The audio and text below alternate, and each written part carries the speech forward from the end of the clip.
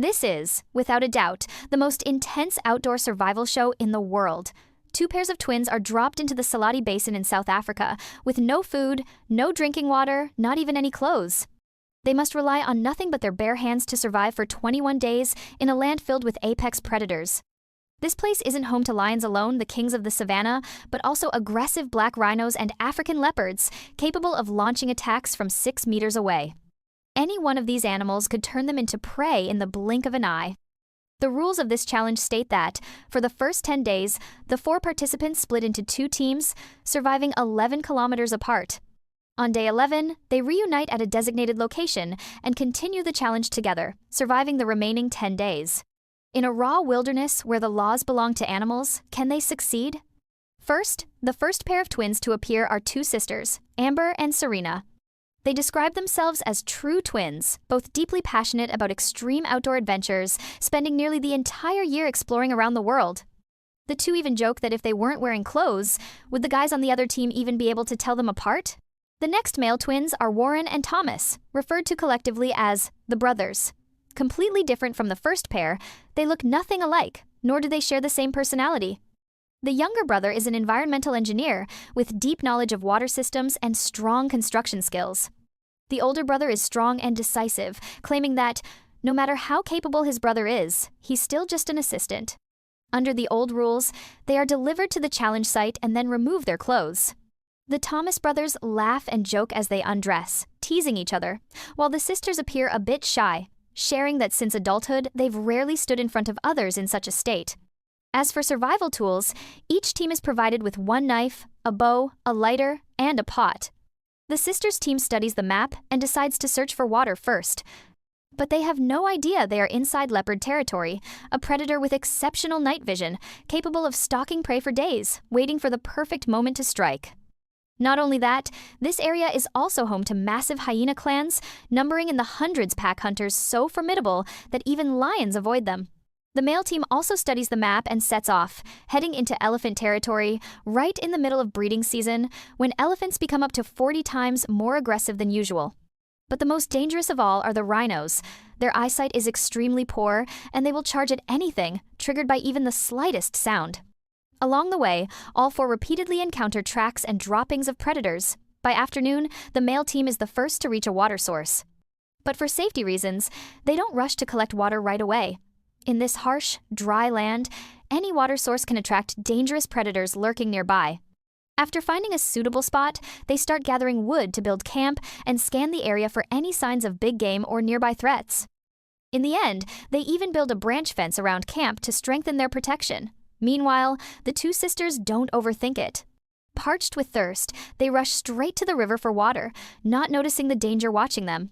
After they successfully get a fire going, they also begin building a shelter. Over on the Thomas brothers' side, after finishing camp and lighting their fire, they decide to head to the river for water. But the moment they arrive, they freeze. There's a whole herd of rhinos drinking right at the spot. Both of them panic so hard, neither dares to move. That night, a leopard appears at the sisters' camp and keeps creeping closer and closer. Just as it's about to rush the camp, the older sister screams at the top of her lungs, and the leopard bolts away in fear. The men's camp isn't much better. A herd of rhinos keeps circling around their shelter. The next morning, Thomas waits for the rhinos to leave the water hole, then sneaks in to grab some water and sprints back to camp. The sisters start hunting at first light. By afternoon, they spot a warthog running along the riverbank. As they raise their bows, ready to shoot, they suddenly notice a leopard also locked onto the same prey.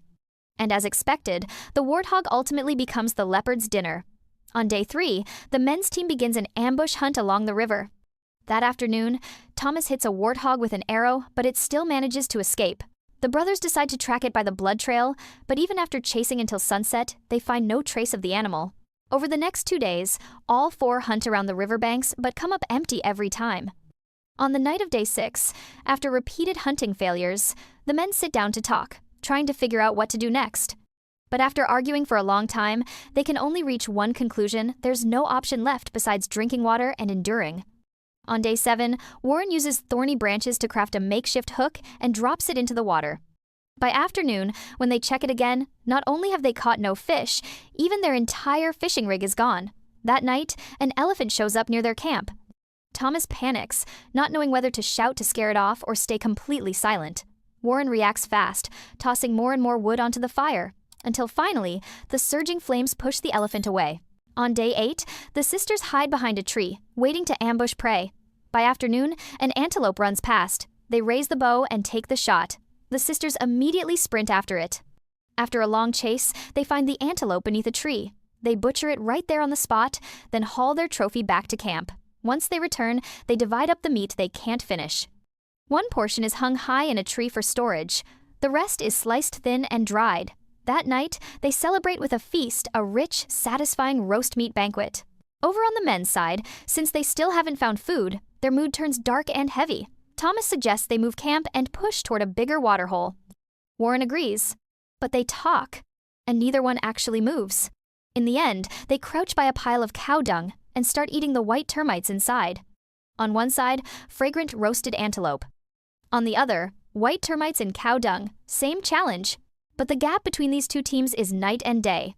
As night falls at the sisters' camp, the scent of grilled meat drifts through the air. A pack of wild dogs appears, circling slowly around their camp.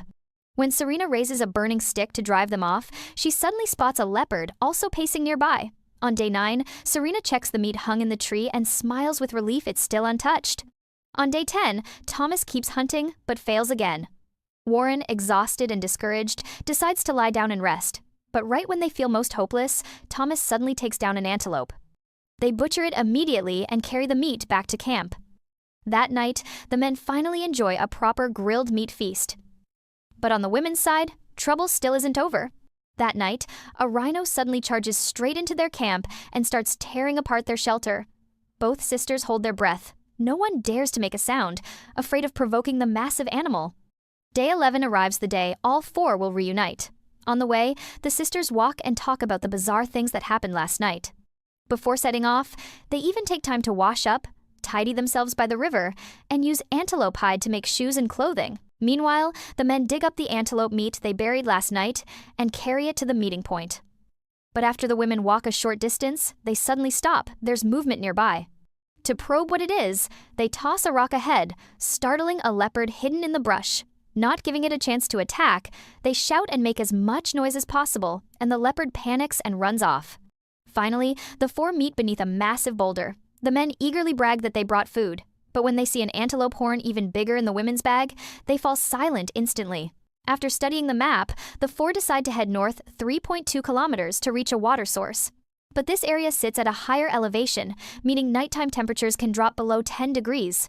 By afternoon, they finally reach the water source and choose a low spot in the sand to set up camp. To protect themselves from predators, they drag thorny branches around the bare rocks, then light a fire in the center to stay warm. While everyone rushes to finish the shelter, the leopard that's been stalking the sisters suddenly shows itself and scares everyone stiff. Right after that, Amber spots a venomous baboon spider.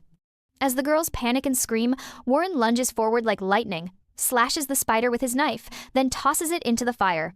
Night falls, the temperature drops hard, and they huddle together in the cold.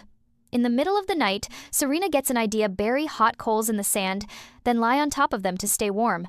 The men see it and immediately copy her. Day 12. After a freezing night, everyone's morale drops noticeably. The men have finished all their antelope meat, so Serena shares her remaining dried meat with the group. Since there's still food, the main mission today is reinforcing the shelter. That evening, once the camp feels warmer, an elephant suddenly passes by, forcing everyone into high alert. Then, at 2 a.m., they're jolted awake by strange sounds again. This time, it's 2 rhinos charging into camp and fighting right beside them. Day 13. When they check the area around camp, the men discover most of their branch fence has been snapped apart by the rhinos' battle. Day 14, Amber finds footprints from a few wild fowl and immediately sets up a snare trap to catch them.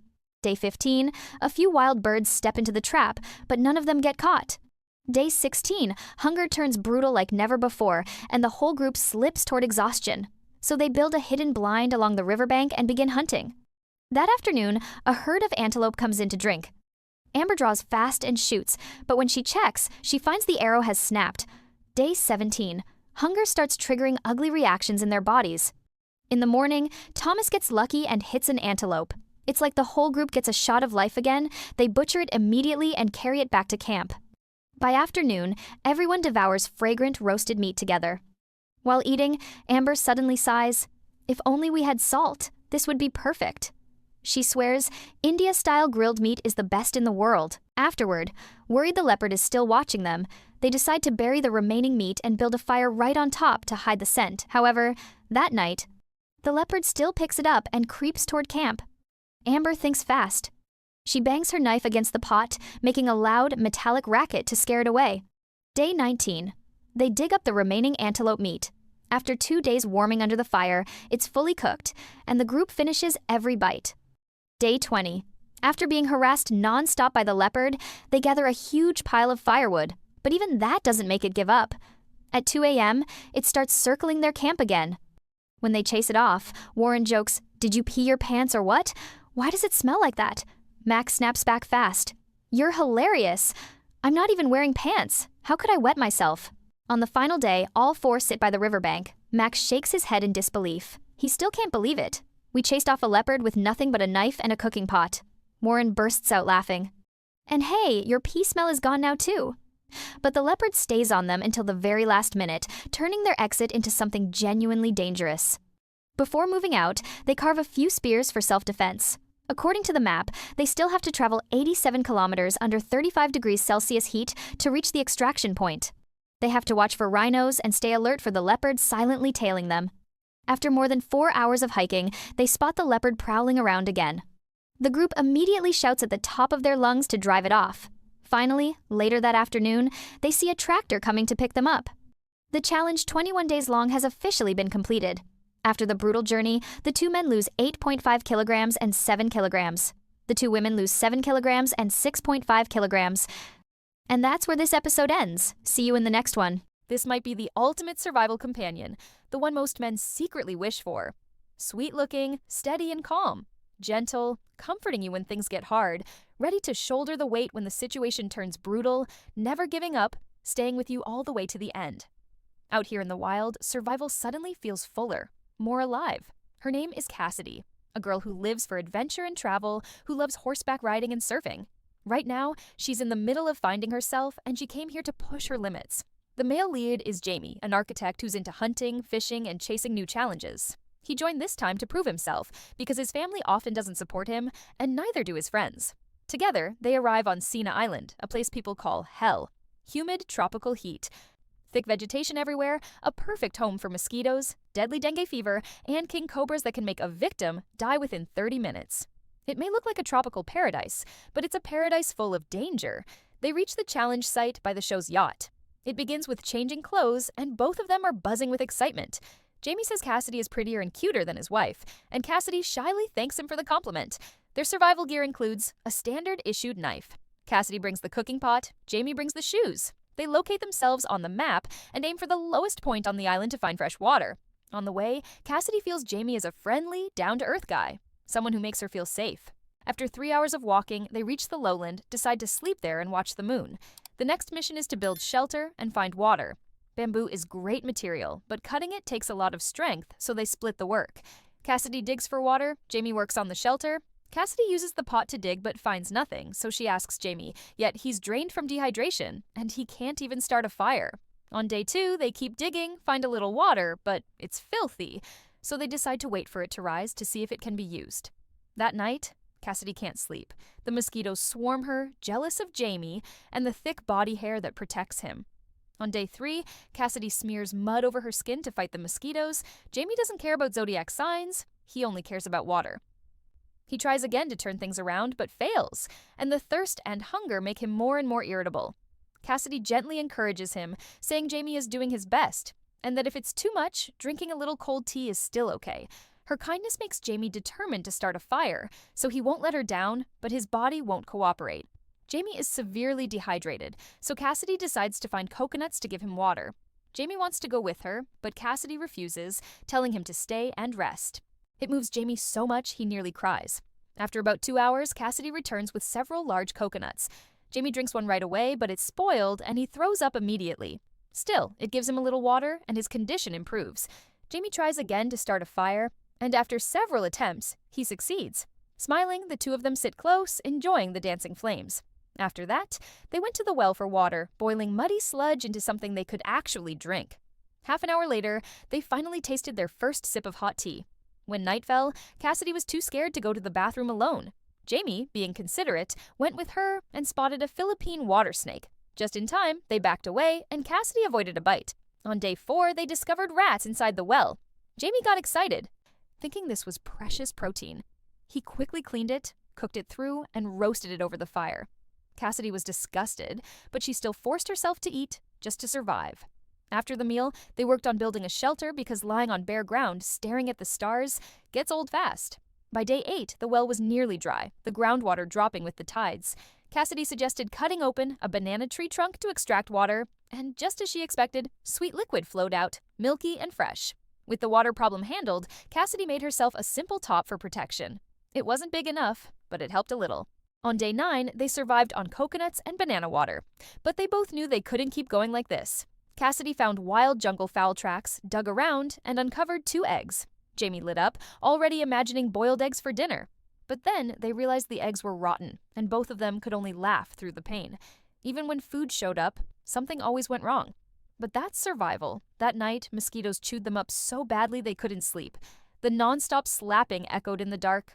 On day 10, they came back and found the fire had gone out. Jaime's mood hit rock bottom. It felt like they were back at square one, and they discovered only 1 coconut left. They had to restart the fire, but nothing was going their way. 2 more days passed, and the sweet banana water attracted swarms of flying insects. It looked like even this tiny water source was about to run out. Inside the shelter, they lay there, comforting each other, pushing themselves to keep fighting together, because they wanted their families and friends to look at them with respect. Jaime didn't want to quit. He kept talking himself up for the camera, and Cassidy promised she'd stay with him to the end. With a partner like that, Jaime couldn't let her down. That night, Jaime finally managed to get the fire going again. It didn't just light up the darkness, it lit up their hope, too. On day 13, the well was completely dry. Even fire couldn't help anymore. There was no way to find more water on the island. Cassidy admitted they had done everything they could and suggested they leave together. Jaime had to agree. Without water, there was nothing left they could do. On day 13, they tapped out, ending the challenge in failure. Now let me ask you, if you had a beautiful partner like Cassidy and you had to survive in the wilderness for 21 days with no food, no clothes, and a chance to win $100,000, would you do it? And if you and this beautiful girl had no clothes, no food, and still had to survive in the wild for 21 days with $100,000 waiting if you succeed, would you want to try? The girl's name is Melissa. She's the CEO of a marketing company, outgoing, and she loves the outdoors. She came here to prove she can survive in the jungle. The man is Depps, a former U.S. Marine. He wasn't just a survival expert, he was also highly skilled at hunting and fishing. Most importantly, he loved sports, so there was no way he was skipping this challenge. This jungle sat in the heart of Panama's rainforest, a place famous for violent storms and flash floods that can hit at any moment. Beneath that thick canopy, countless predators and venomous snakes lie hidden. One careless second, and you could be in real danger. The 2 of them, along with the production crew, arrived with a cow and a horse to kick off the challenge. The moment they met, they hugged tightly, feeling each other's presence and smiling. For survival gear this time, besides a jungle knife, Melissa brought an axe and Jeff brought a fire striker. They studied the map to pick a direction, planning to reach a lake and build their shelter there. On the move, Melissa kept asking Depps if he was still single. When he confirmed it, she got even more excited for the challenge ahead. But Depps started to feel a little uncomfortable because his partner talked nonstop and he preferred silence. After a while, they reached the lake and Depps started chopping trees without saying a word. Meanwhile, Melissa kept chatting, eager to help. But faced with a man of few words, she couldn't keep a conversation going for long. And the rainforest wasn't about to stay out of it either. It helped by sending rain. Worried they'd freeze at night, they tried to make a fire, but they couldn't get it going. Melissa suggested using the knife to strike again, but Jeff hit it far too hard. In a burst of anger, he snapped the fire striker, cursing the show for giving them trash gear. Jeff said that without fire, he wouldn't even make it to day 15. And not wanting to be left alone out here, Melissa only had one goal now: find dry fuel fast and try again. Once the materials dried out, the more they failed, the more impatient they became. Luckily, they finally got a flame and succeeded, taking their first sip of hot tea. That night, they were sleeping soundly when a low growl woke them up. Turns out it was just a small wildcat passing by. On day 2, just as expected, the rain came back, heavy and relentless. And there was nothing they could do except sit inside the shelter. Melissa stayed optimistic, full of drive, while Jeff looked miserable, like he was ready to quit. On day 3, the sky finally cleared, and Melissa suggested they use the chance to gather more firewood. But Jeff wanted to do everything alone, and even when Melissa tried to help, he shut her down. Still, when night came, to stay warm, keeping the fire alive was non-negotiable. On day 4, afraid of big cats attacking in the night, they barely slept, and by now they still hadn't eaten anything, and Jeff grew more irritable by the hour. Melissa tried to find food to lift their spirits, and she found a small turtle by the riverbank. Even though Jeff said he couldn't bear to hurt animals, his hands never stopped working as he prepared it. And finally, they had a meal, roasted turtle meat. After they'd eaten, Melissa started talking again, but Jeff didn't care at all. Jeff asks Melissa to sleep on the other side because he feels she is too noisy and he needs some personal space. Melissa replies that there are several animals sleeping on that side. Jeff completely loses his patience, and the two of them argue non-stop. He says he no longer wants to keep trying just to please her. On the 5th day, Melissa wakes up early to collect firewood, and although she is not the type to hold grudges, after she returns to camp, Jeff is the one who speaks up to apologize, explaining that when he doesn't sleep well, he becomes irritable, and that he also doesn't like talking to other people. Melissa admits she truly wants someone to talk to while living in the wild, but Jeff believes the two of them are simply incompatible. He says that if he ever met Melissa in normal life, he would definitely stay far away from her. Melissa feels deeply disappointed. She once thought Jeff was very handsome, but now realizes he is actually a terrible person. As they watch the surroundings turn into a rainforest, both of them can no longer control their emotions. By the 8th day, the area has turned into a swamp. Melissa suggests relocating the camp, but Jeff doesn't want to waste more energy. He says that if she wants to leave, she can go on her own. This makes Melissa so angry that she falls silent. After 9 days, they have only managed to eat one turtle, and the hunger makes Jeff even more irritable. He prepares to build a trap to catch prey. After setting the trap, he goes searching for food and accidentally finds a fallen bird's nest. Inside are 2 baby birds. Even though he knows they are cute and innocent, Jeff thinks they will taste good and decides to use them to survive. After praying for 30 seconds, he begins roasting the birds. Another argument breaks out. Neither of them wants to give in or waste time. Melissa bluntly points out that when she got up early to check things, Jeff was still asleep. Jeff responds that he doesn't want to be ordered to do anything by anyone. Their argument grows even more intense. They even shout in each other's faces, telling the other to get lost. Melissa can no longer endure the negativity coming from him. By the 14th day, Jeff goes to check the trap. The bad news is that there is nothing caught. At this point, he is so hungry that he feels dizzy, and his stomach aches constantly. By noon, Jeff approaches the production crew and expresses his desire to withdraw from the challenge. After being comforted, the crew asks him to reconsider. Jeff returns to camp and tells Melissa that he has still decided to leave. Melissa feels drained and no longer expects anything. Tonight is the first night she sleeps alone in the camp. The glow of fireflies and the open space make her feel more at ease. One day after Jeff leaves, Melissa becomes cheerful again. At least now, no one is complaining about her. On the 16th day, Melissa begins weaving a fishing net, hoping to catch a few small fish or shrimp. She knows she must preserve her health to survive each passing day. By the 18th day, when she checks the fish trap, she discovers a very large crab. By the 19th day, early in the morning she gathers wild berries and brews a pot of hot tea. It is said to taste similar to coffee. That afternoon, heavy rain begins to fall again. Melissa is freezing inside the camp. The stream near the shelter overflows and floods in. She recalls that if Jeff had agreed to move camp with her, they might not be facing this problem right now. At the moment, she cannot relocate on her own, so she has no choice but to accept the situation. As night falls, the rain grows even heavier. She can only sit silently in the shelter and pray. Time passes quickly. Finally, the 21st day arrives. Melissa endures through sheer willpower. Even alone, she pushes herself all the way to the end. If you had to survive 21 days in the wild, with no clothes and no food, would you be willing to try? This woman's name is McKenzie. She is 35 years old, in the prime of her life. She has many wilderness survival skills. She once had 2 hobbies, but after being attacked by a shark while surfing, she nearly lost her life. And now only one hobby remains. The male participant is named Scott, recently discharged from the military. He is highly skilled at starting fires and building camps. He is also very good at crafting traps and weapons. However, his weakness is that he is introverted and not good at cooperation. The wilderness area in Texas where they will survive is filled with wildlife, including wild boars and venomous snakes, which are among the greatest dangers. The days are scorching hot, and the nights are bitterly cold. It is currently the stormy rainy season. A single night of heavy rain could trigger flash floods. The two sit in the production crew's four-wheel vehicle as they head to the challenge location. Upon arrival, they remove their clothes and replace them with pieces of fabric to cover themselves. Scott once endured shelling in Iraq and nearly lost his life, so losing his clothes is nothing compared to that. After meeting, they introduce themselves. Coincidentally, Scott's daughter is also named McKenzie. Because of this, the two decide to cooperate. For this challenge, their survival items, besides the cast iron pot provided by the crew, include a machete brought by McKenzie and a fire-starting tool carried by Scott. They take out the map, confirm their direction, and decide to move. They head toward the central area where the rivers intersect. The ground is covered with sharp cacti, making barefoot travel extremely slow. It takes them until nearly evening to reach an area close to the riverbed. Fortunately, there is a natural cave here, large enough for them to shelter overnight. With the help of moonlight, visibility is fairly good.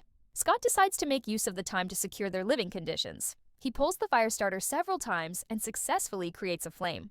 With fire and shelter, the night feels truly comfortable. The next day, McKenzie wakes up full of energy before setting out. She has made sandals for both of them. With her small hands, she impresses Scott, who praises her nonstop. Once wearing the sandals, their pace increases noticeably. Along the way, they unexpectedly encounter 3 mountain goats. Because they need to keep moving quickly, they do not stop to set traps. After traveling some distance, they discover a dead antelope. Its body is covered with flies and beetles.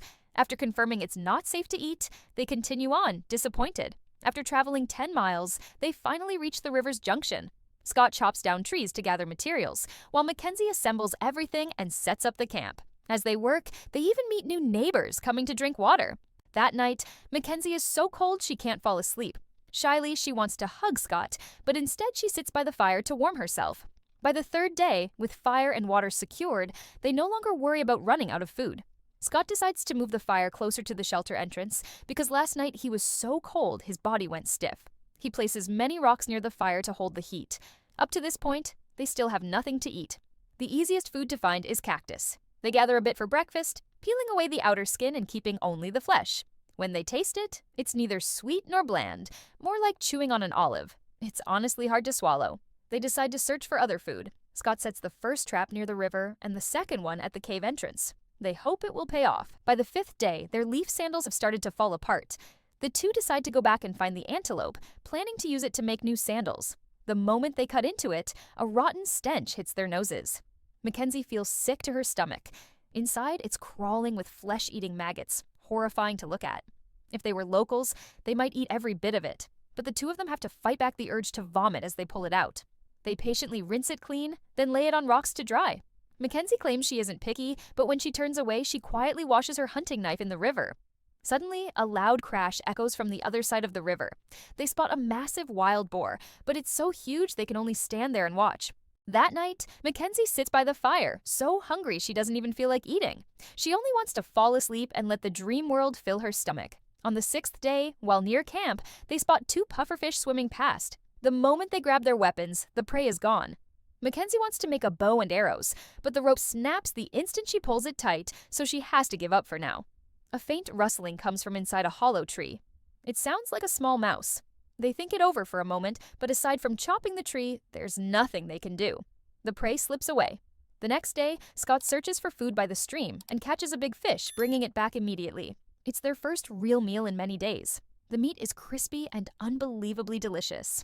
But the nights are still freezing, and they have to wake up at midnight to feed the fire. On the 8th day, the weather shows signs of rain, so they find a temporary cave to shelter.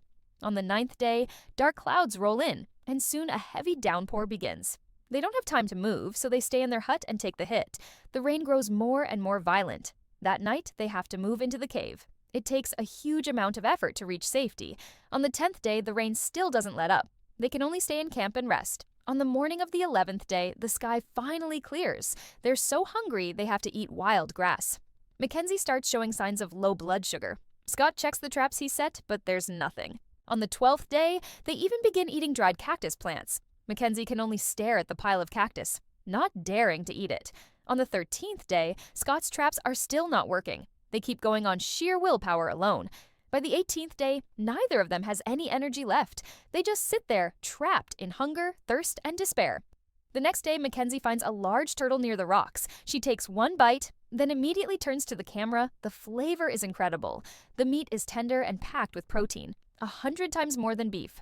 On the 21st day, that turtle finally helps them complete the challenge. It must be said, their ability to endure hunger is truly astonishing. Together, the two of them lose a total of 46 kilograms.